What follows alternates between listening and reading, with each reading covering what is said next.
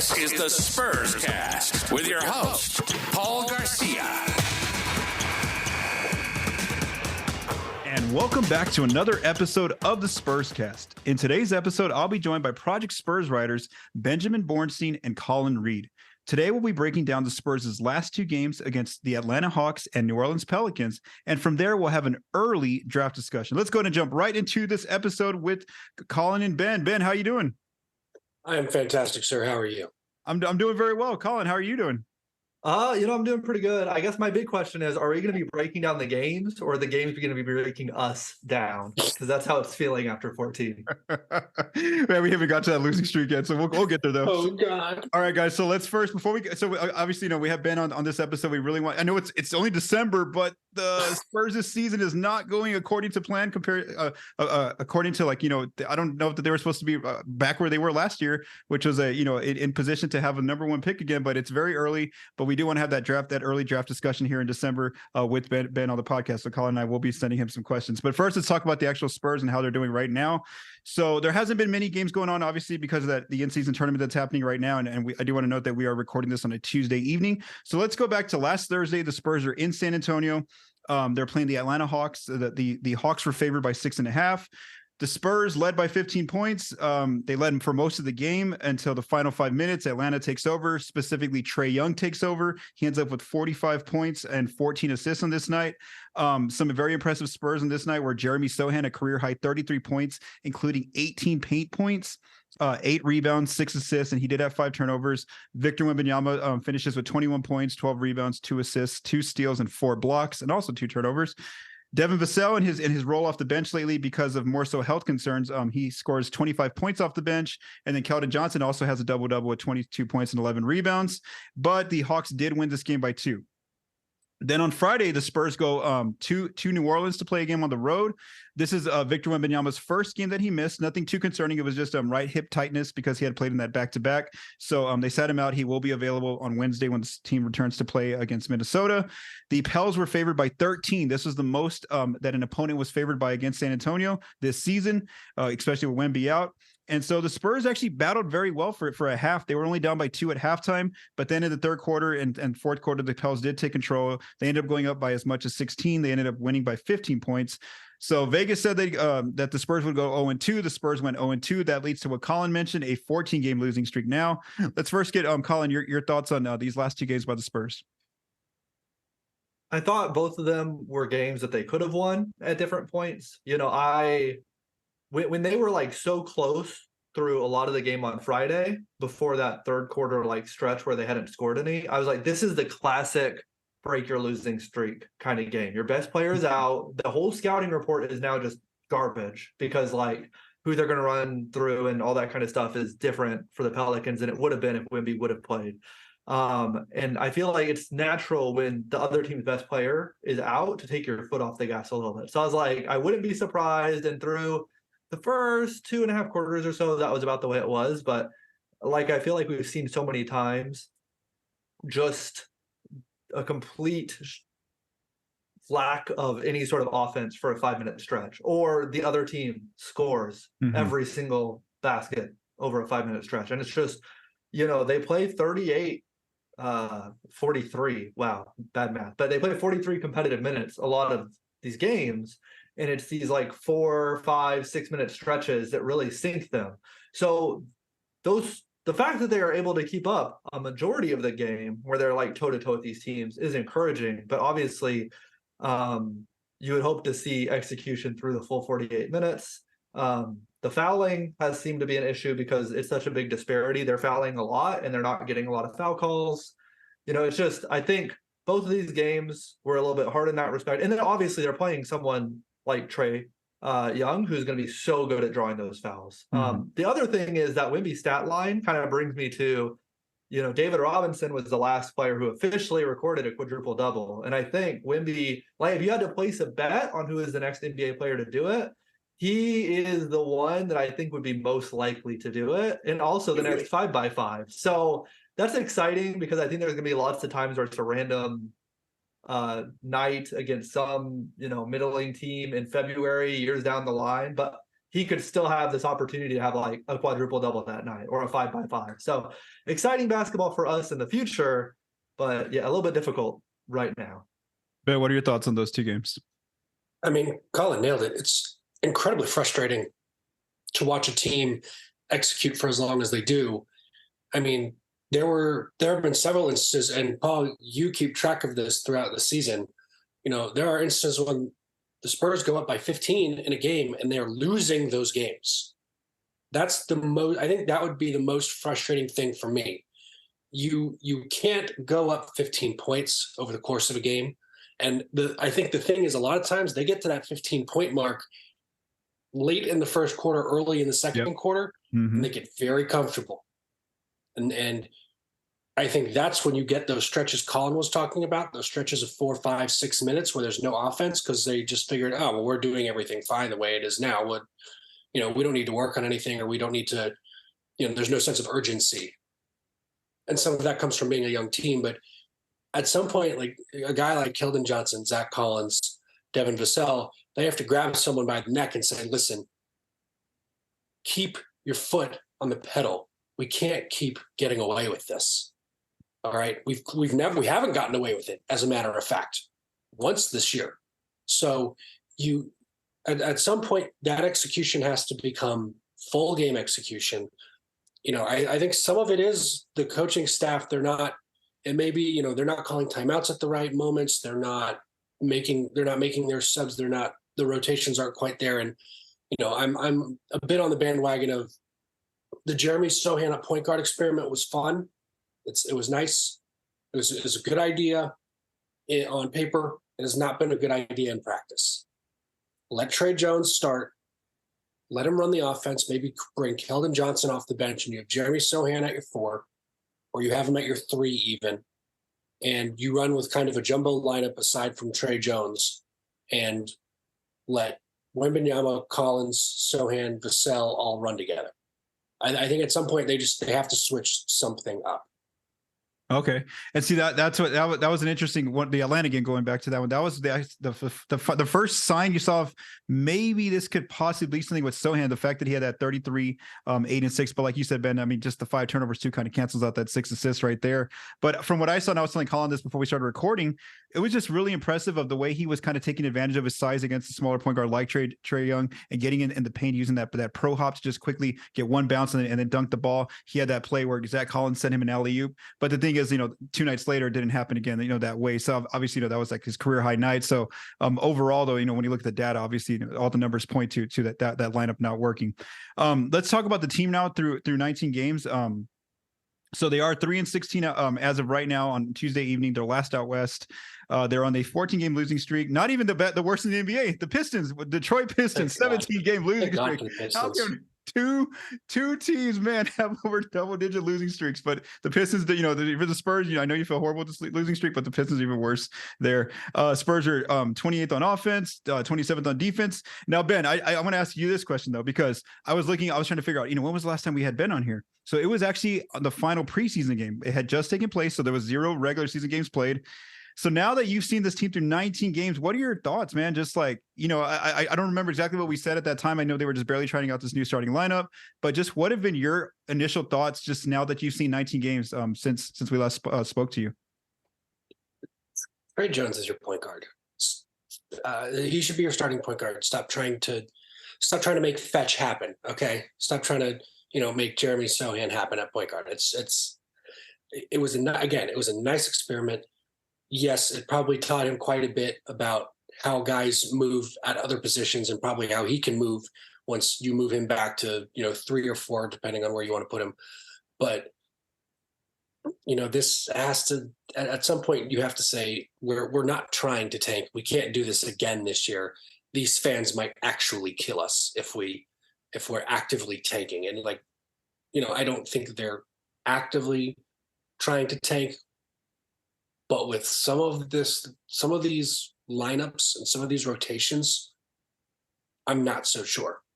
I mean, there are some nights where it is, and I think there's enough of a sample size now where you can turn around and say, listen, these 4, these 5, these 3 guys, when they are on the floor together, the net rating is drastically better than when certain other combinations of guys are on the floor. And again, you can't run all of those combinations all of the time. Obviously, guys have to rest, but those are the combinations that should be getting more minutes. And I don't think the staff has done that yet. And I don't know if it's because they're really trying to stick to the Sohan experiment, but something has to give sooner rather than later. Because the second that the Pistons break that streak, assuming it's happening at some point, the Spurs don't want to be the ones with the longest losing streak after that. They got to win before the Pistons do. That's the big one for me. Yep, and a good thing for the Spurs, they do have Chicago on Friday coming up, so that's something to potentially, try to break that streak. We'll see though, because I mean they had Memphis that one night, and then Memphis still beat San Antonio, so who knows? And then some other news. So the official Western Conference Rookie of the Month was named this past week, and that was so it was basically between Chet Holmgren and Victor Wembanyama.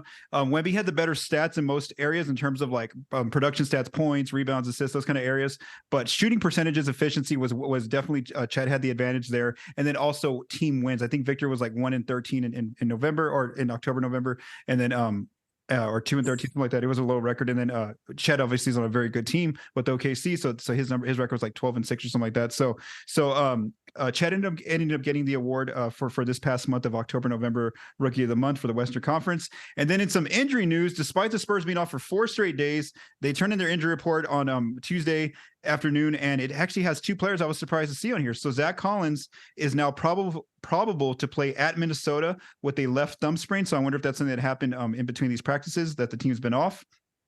And now Devin Vassell might have a new injury here where it says he's listed as probable for at Minnesota with what they're calling the Spurs left knee management. So again, we know that he's been dealing with that. What was the injury, Collin? I forgot that he's had all this year to start. Adductor tightness. There you go. So the adductor tightness was what's been plaguing Vassell this year, that he's missed some games. But now all of a sudden, now left knee management is coming out on the injury report. So Collin, I'll let you respond there. Do you have any thoughts on the rookie of the year race, and then also this new injury news? So I think the Rookie of the Year race is going to be tight all season long. I think that at the end of the day, these two teams have kind of played in the extremes above or below where they're actually at. I think the Spurs are not a wonderful team, but I do think they are better than 3-16. And I think the Oklahoma City Thunder are a very good team. I don't think they're the second best net rating team in the NBA, which is what they have right now. As it stands, though, they have the 3rd best record in the West, and they have the 2nd best net rating. And Chet's usage on the team is 4th. He has a 21.4% usage rating. So, like, he is contributing to a team that, by all measures, is doing very, very well. And while the stats aren't there, I can understand awarding him this Rookie of the Month, where the Thunder came off with a super hot start and the Spurs kind of did the opposite. Yeah. I would imagine that as we get a bigger sample size and things kind of start going to their natural level, the Thunder will still be a playoff team and very good, and the Spurs will still be very much not that. But I do think the average there is, at this point, I still imagine that Wemby wins the Rookie of the Year. But I think them awarding Chet this first month of the award for how good the Thunder team did and how big of a part he's been of that, I think makes a lot of sense. And I think that's fair. And I think, it's going to be these two as the top 2 all season long. But I don't think either team continues at the level they're at right now. And I think that ends up being the tiebreaker in the end. Okay.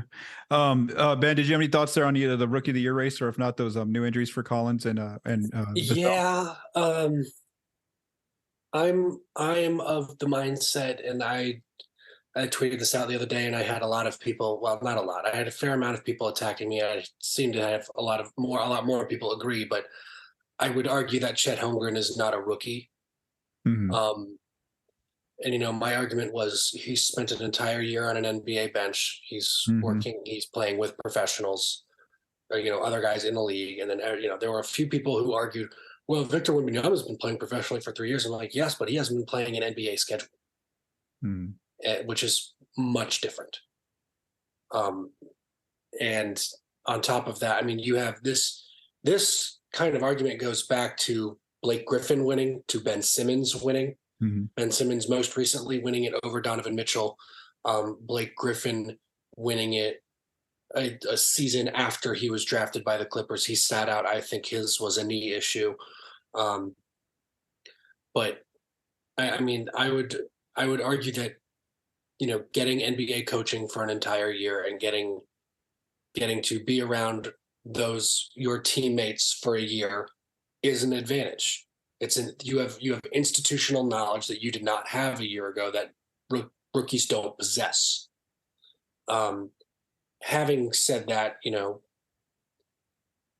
assuming we have to run with the definition of rookie that the NBA is currently running with, Chet Holmgren winning that award makes total sense. I would argue he had a bigger impact on winning for his team. And you then get into the definition of rookie of the month, rookie of the year. Does that mean you had the greatest impact on winning? Does it mean you put up the best stats? Does it mean you looked the prettiest while you were playing? What does that mean to different voters? I think that's a discussion for another time, but I think that's a lot of what these kind of votes come down to in the end. Okay. This season so far, of two-man pairs that have played at least 400 minutes together, SGA and Chet are number 4 in net rating. They are plus 13 in the on the entire court league. together. Of the entire league. They are plus 13 together on the court when those two are on the court. And the 3 guys they're behind are all on the Boston Celtics. So that kind of skews the stats a little bit, right? Because that's like a juggernaut. So yeah, and at 400, the reason I use that number is because that's about where lineup data starts to have more signal than just noise. But yeah, so you talked about contributing to winning. It's hard because I think the definition, it's reasonable to squabble with, but, the NBA has saddled us with what they have. They've fixed things in the past, like this year we have all-NBA voting that's positionless, so it's interesting to see.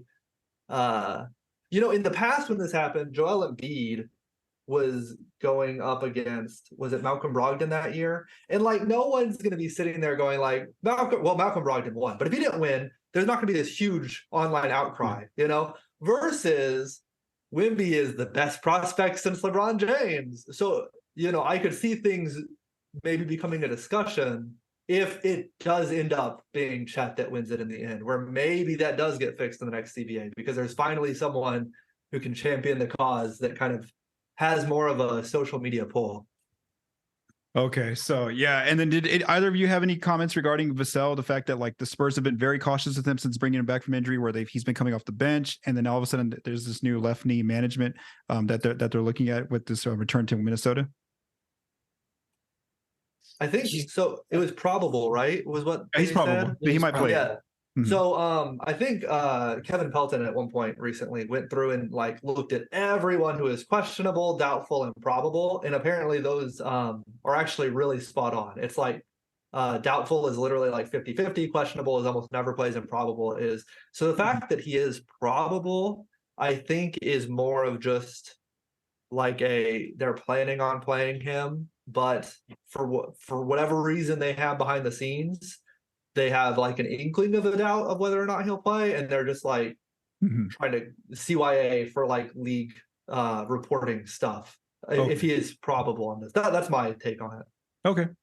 So now let's go to our next topic, and that is the early December draft check-in. So as I mentioned, before the season started, I didn't think we'd be talking about the Spurs being in this position as of right now, as of December. So let's first go through where they are, and then we'll talk to, we'll start asking Ben all these questions about some of the prospects right now in this upcoming draft in 2024. So right now the Spurs are 3-16, like I mentioned. They have the, I think, second or third worst record. Then there's the Pistons, who have the worst record at 2-18, and then the Wizards are 3-16, just like the Spurs. So those are your bottom 3 teams. And as we learned last year, we all learned a lot last year of how the draft process works with the number 1 pick. They have as long as you have a bottom 3 record, you have the best odds of getting the number 1 pick. That's why the Spurs got Victor Wembanyama this past offseason.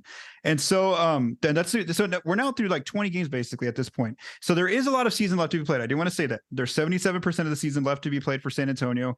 And again, based on the comments that Pop made at the beginning of the year, when he said, wins are important this year as well as learning, I don't think the Spurs wanted to be where they're at right now. That wasn't probably not their intention. So they may still try to push for getting some wins on the board and not being maybe, a bottom 3 team. We also want to keep in mind, though, that the Spurs might get a second pick in the first round with the Raptors pick. So that pick goes to San Antonio as long as it lands 7 through 30. And right now, though, Toronto's not off to it. They've had some decent wins, but they're currently ninth. So they're not too far away from just tanking and, getting control of that pick for themselves. So, that's something we could watch, especially since the trade deadline has not got here, has not arrived yet. That comes in February. So now let's talk about some prospects. So Collin and Ben have a list of the prospects that I sent them, and this is based off Jonathan Gavoni's latest mock draft. It came out on ESPN on November 30th. And before we talk about a few of the prospects, I want to talk about one prospect in particular, Ben. This is a player you recently wrote about, Isaiah Collier out of USC. He's a point guard. Right now they have him mocked to the Spurs if the Spurs get the number 1 pick. Just tell us about who he is as a player and what would be your thoughts if, the season goes bad for San Antonio, they end up with number 1 and they're able to draft Collier. What are your thoughts there? I'll say this year, the number 1 draft pick is very tricky. There is not an obvious choice. There's probably 5, 6, 7 guys who could go number 1 right now. No one has solidified themselves. Okay. So, if you're covering this, you should not be surprised when people start saying, "Ooh, Collier at 1 was a stretch," or "Ooh, Collier at 1 was obviously the right pick." You're going to have everything on that spectrum. Having said that, I think right now Collier he's a good prospect. He's probably still top 5 in this draft right now. But having watched his last couple games at USC, he can score. He can shoot it really well. His free throw shooting is concerning, actually, but it's odd because he's actually shooting very well from the field and from 3, which I think was a concern for him coming into college. So he's actually doing that quite well. I think he's attempting like 3 threes a game. He's hovering around 40%, I want to say. But the defense is bad. I don't know. And it's not just him on USC. So I don't know if it's a product of Coach Andy Enfield just not getting through to these guys, or they think their offense is so good they don't really need to play defense. But Collier is 6'5", 210, is incredibly quick at his size, and is fairly explosive, I'd say, and incredibly strong and physical. Those are all that is a combination of ingredients that should mean you can play defense pretty well.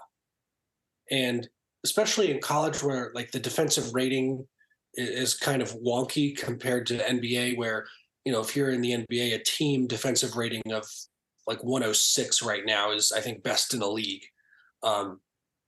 College, there are a ton of guys who have, individual defensive ratings in the high 70s, 80s, and 90s. So for him to have a defensive rating, I think close to 105 is frankly unacceptable. So I think that's something he's going to have to work on. He's going to have to prove that he's, 1, willing to play defense, and 2, he is capable, because I'm sure he's capable, but we don't really know because he hasn't really tried right now. So that might be a red flag going forward. But I think it's only been 8, 9 games into the season, so there's plenty of time to make a call on that. Okay, Collin, did you have any questions to Ben about Collier or even just anything else like regarding the draft? What did you have in mind? Yeah, so man, I have so many questions just hearing this. Yes, as many as you want. Go ahead. So this first one is maybe a little bit easier, but it's also maybe the scariest question I've ever thought of in my entire life. So the last time I remember a draft like this, where you were saying the number 1 to the number 7, there's 7 players that could go number 1. The Cavs selected Anthony Bennett with the number 1 pick in the draft. Oh, wow. So, I don't know we're going there. Do you think that there is a risk of that kind of thing happening in this draft with it being so wide open at the top? I would say there is a bit of a risk, but I would also say that what the Cavs did was malpractice. There were very clear medical red flags before the draft, before even the combine. I mean, there's the issue with the sleep apnea, and I think that led to like weight gain for him. There were a few issues.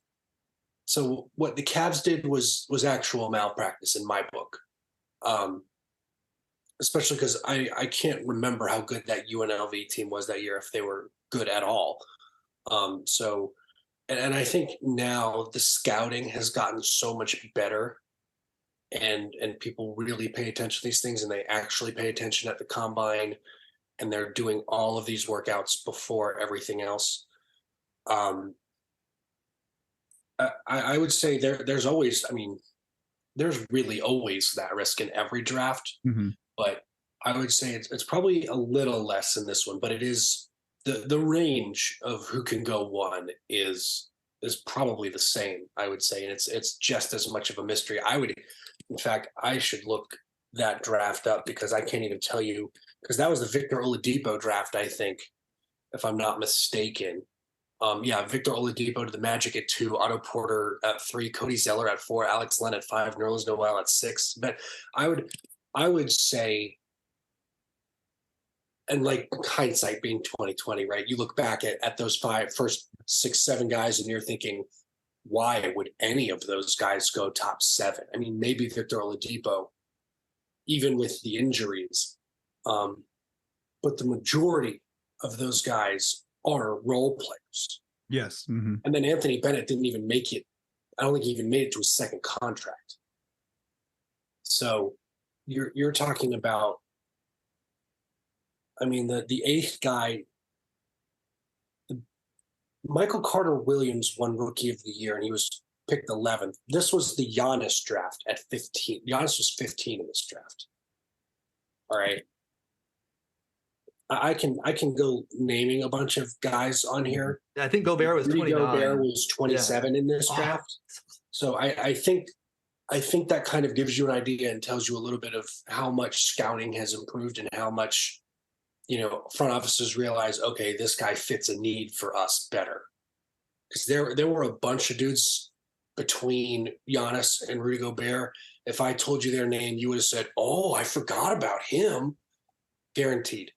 So I think there's a ton of talent in this year's, top 7, 8. I think it's much there. Those guys are more talented at this stage than those guys were at that stage coming into the draft. I don't see an Anthony Bennett situation happening again. That would be terrifying stuff to me. Like if I'm a GM this year, this might be a year you consider trading down to get outside of the lottery and get what people would probably consider safer picks. Okay. Wow.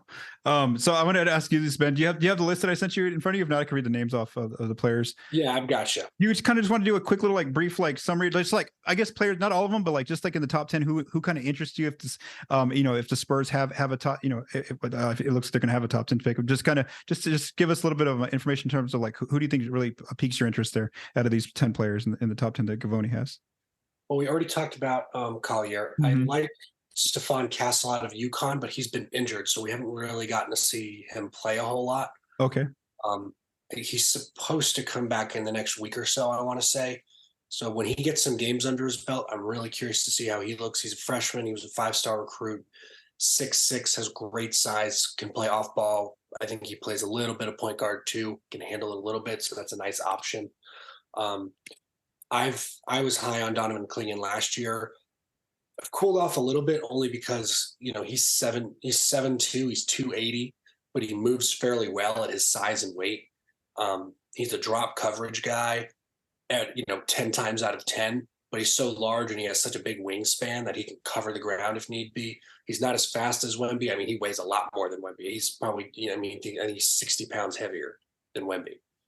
But he has really nice touch. I think they're working with him on extending his range. So if that comes to fruition, that could be amazing.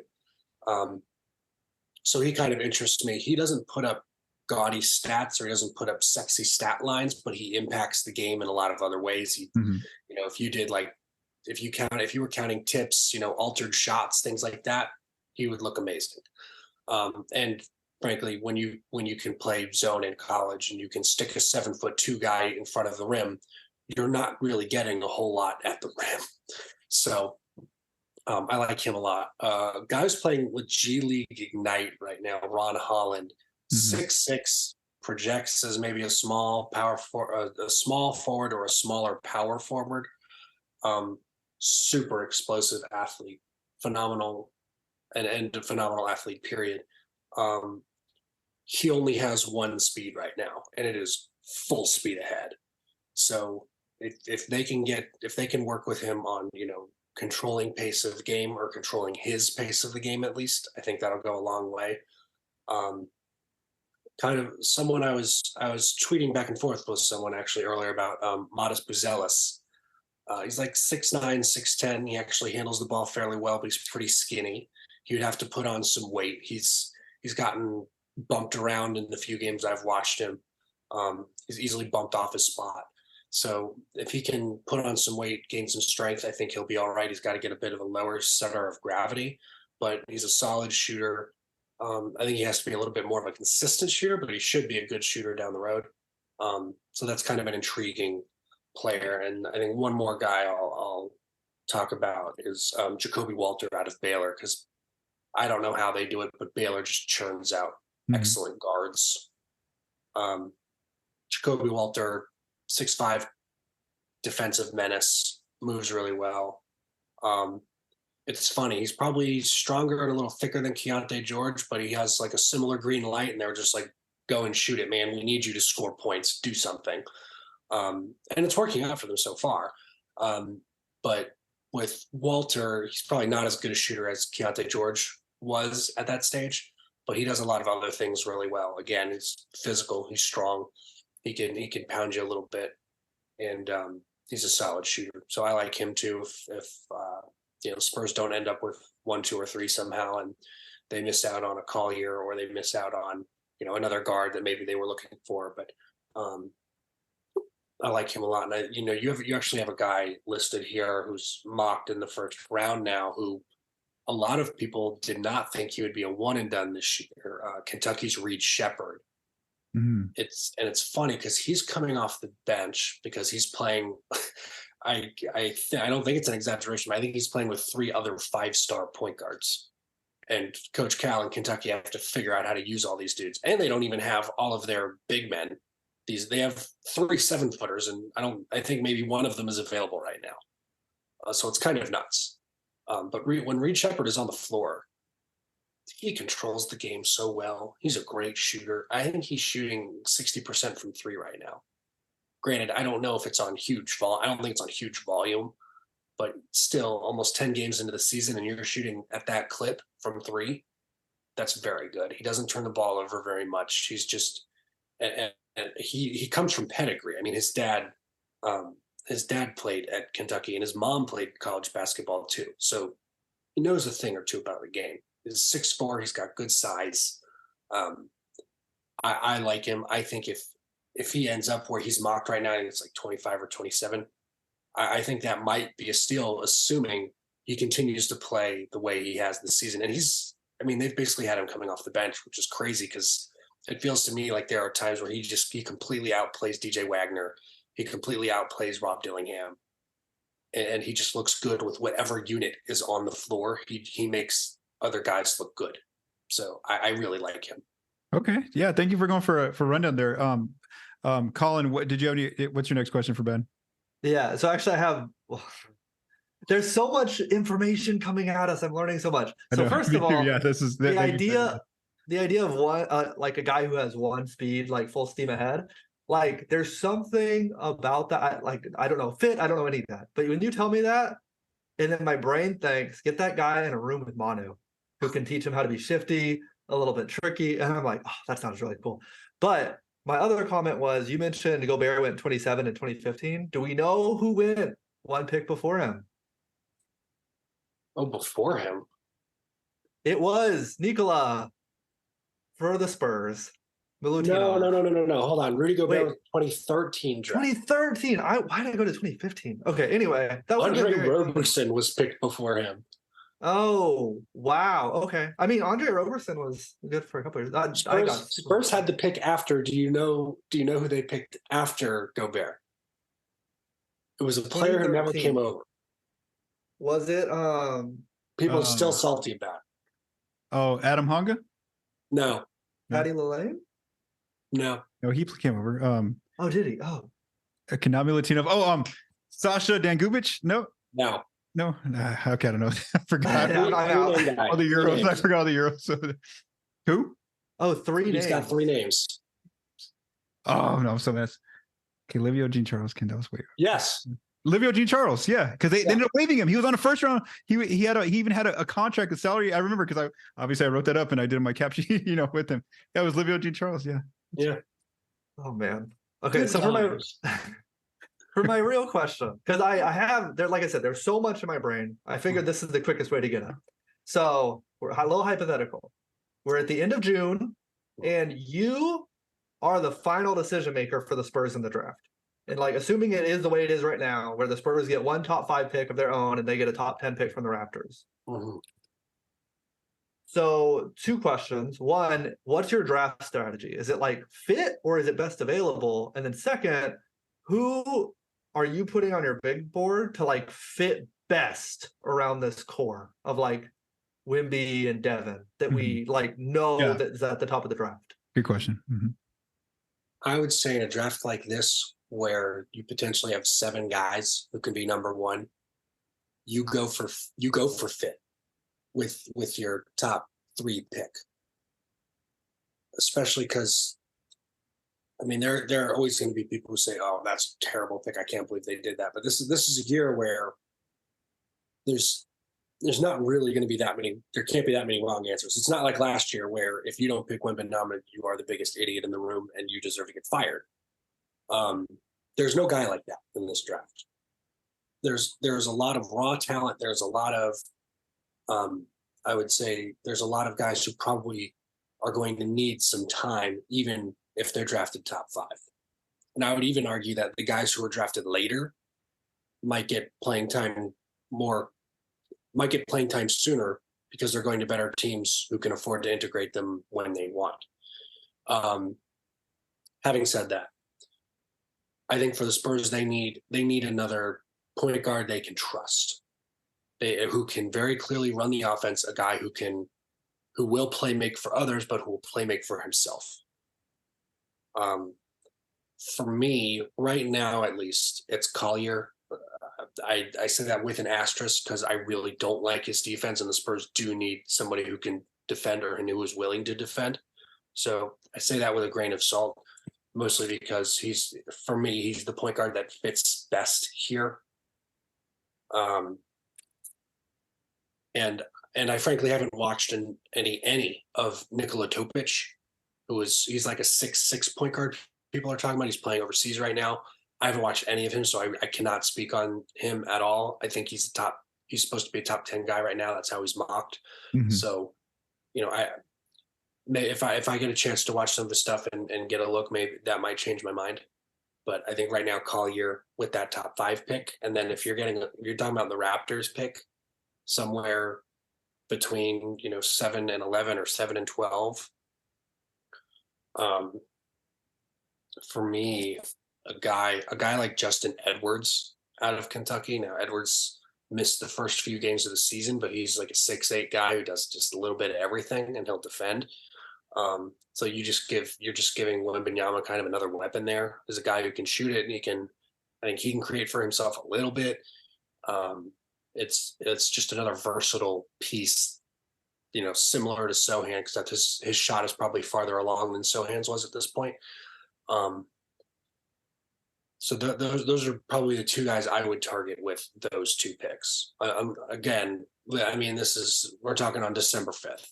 Yeah. Right. So there's plenty of college season. There's plenty of overseas season for that to change. I don't want to be beholden to an opinion I had, 6 months before the draft, right? If, getting to watch people, you're allowed to change your opinion, until 2 weeks before the draft, and you got to stick to your guns whenever people are asking you. But that's where I'm at right now. Yeah, especially with just the way that the mocks work. I mean, we've seen from like tournament guys like in the top 5, and all of a sudden he's like 12 or 15 by the next week. So like it definitely moves so quickly. I guess my question for you, Ben, is it's also like a hypothetical. What Collin said there is like, what if Sohan does figure this out and he ends up being an answer point guard, or what if the Spurs during the season they end up making some sort of trade where they get like a pretty established player there at point? How does their like, is this, do they still make these picks, or is this a kind of also draft where like maybe just package these two picks? So what do you think there, if they actually fit that need that they already have before the draft even gets here? Ooh, here's a good hypothetical.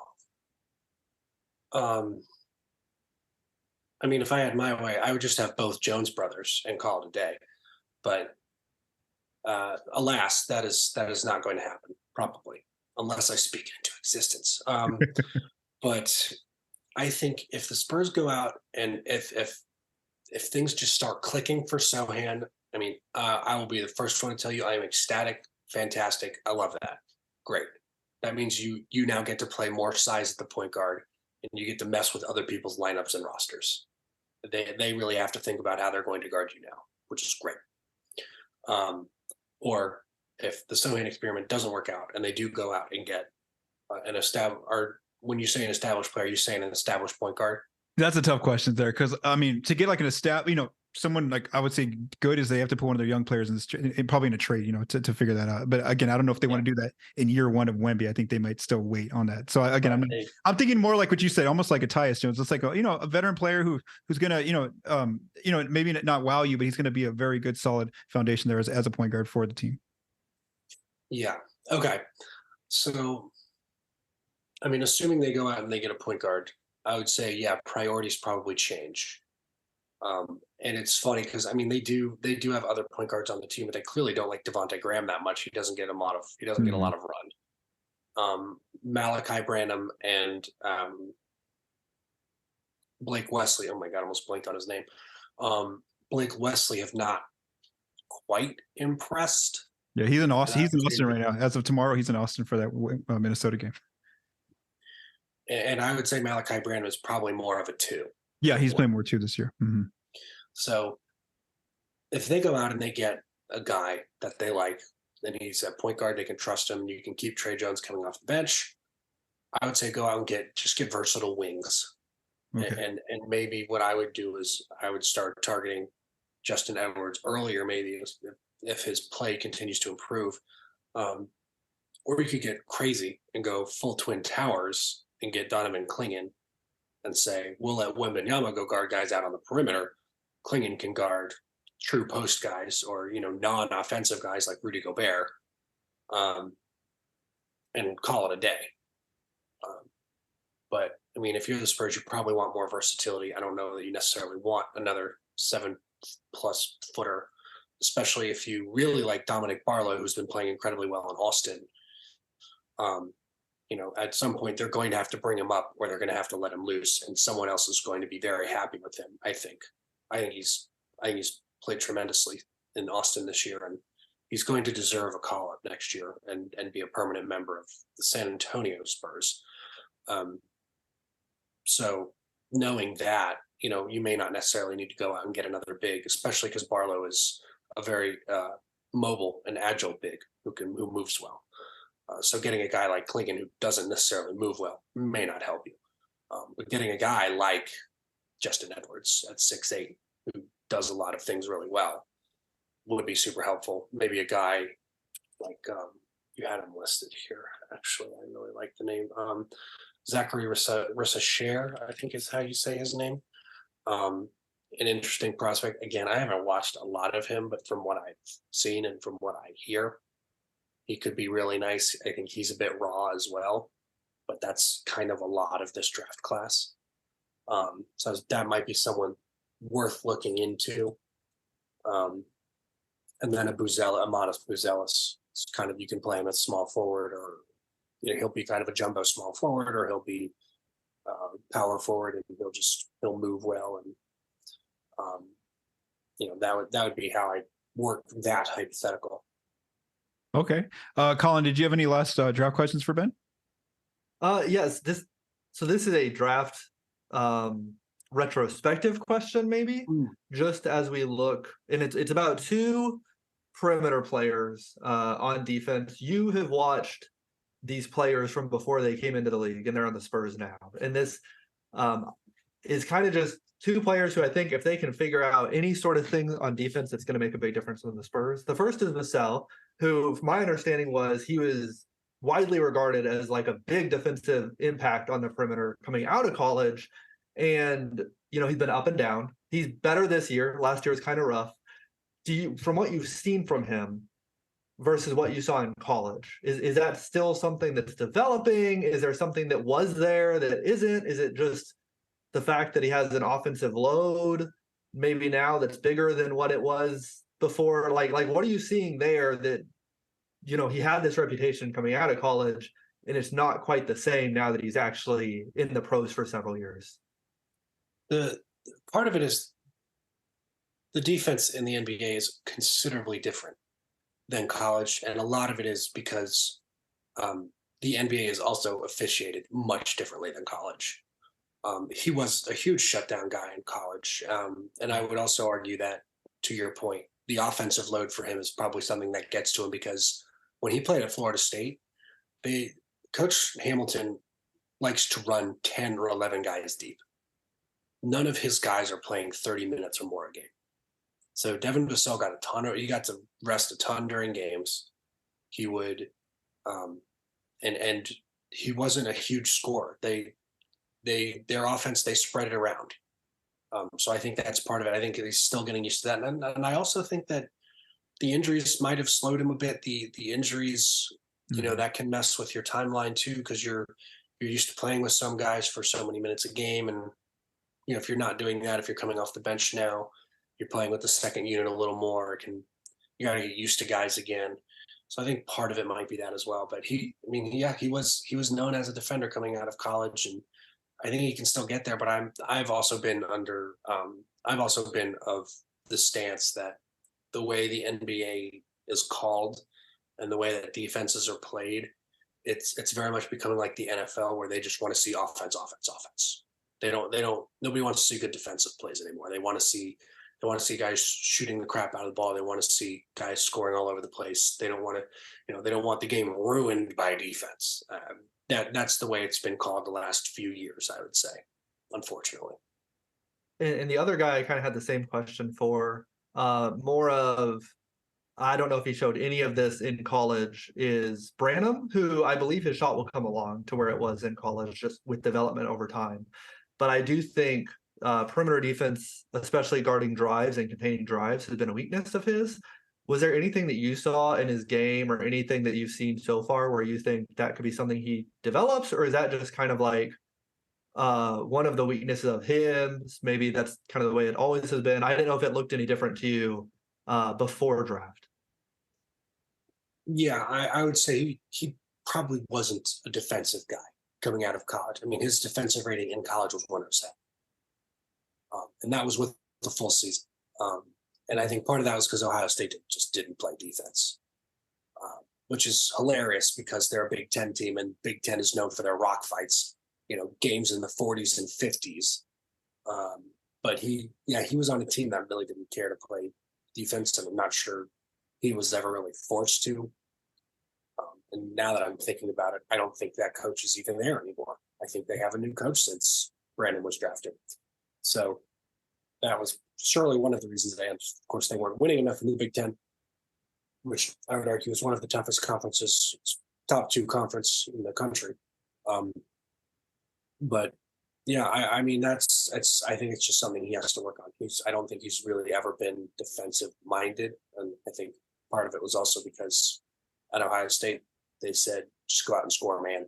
We need you to score points because we only have like maybe 1 or 2 other guys who can kind of go get buckets, but you're the guy who can actually go out and consistently get points for us. So we need you to focus on that. That makes, but when you say like they get in the Big Ten, the 40, 50 point games, that makes sense why he's like such a good, like half court player, not really like spread it out kind of player. He's just like so efficient, like that mid range and like that little floater range. And he's just real methodical when it comes to that. But in the open court, he kind of struggles there. So that kind of just matches there. Collin, did you have any last questions for Ben? No, that was very informative. This is a wonderful conversation. For sure. Yeah. Thank you so much, Ben, for taking some time, man. And just, breaking down the prospects for us. And then also not only that, but just kind of even taking some of our hypothetical questions. So yeah, again, like I didn't know, I thought by this point they'd have more than 3 wins, the Spurs, but they're on it looks like a different timeline now compared to what we might have thought going into the preseason when we last talked to you back in October. And so again, there's still a lot of games to be played. We do want to say that there's like, what did I say, 79% of the season left. So there's a lot of season left to be played. We'll see how things go. But right now, as of where they're at on December 5th, they are projected to be a lottery team right now is what it looks like, just like last season. So I want to say thank you to Ben and Collin for joining me here on this episode of the Spurscast. If you like what you heard, please subscribe, rate, and review on YouTube and your favorite podcast apps. This episode was written and recorded produced by Paul Garcia. From all of us at Project Spurs, stay safe and have a great day.